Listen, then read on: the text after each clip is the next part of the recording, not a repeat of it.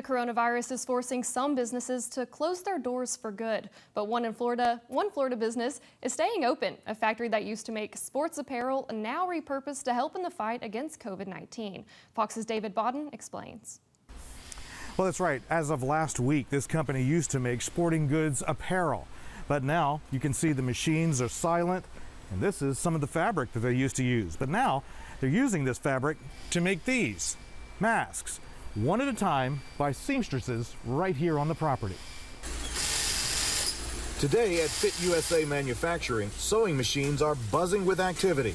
Just last week, the Ormond Beach business was on the verge of shutting down. With sporting events being canceled across the country, orders like this stopped coming in. The customer submits their design on our pattern, and then we produce the order from that. But rather than throw in the towel, the company owner, Troy Olson, and their general manager realized that they could help in the battle against the coronavirus. The fabric that helps athletes wick sweat off their bodies can also block moisture. On a spray test, we had nothing come out the other side of the fabric. So we knew we had something here that could at least provide something. After a few design and shape tests, the business was up and running again. It makes me feel good to know that we're helping the community and,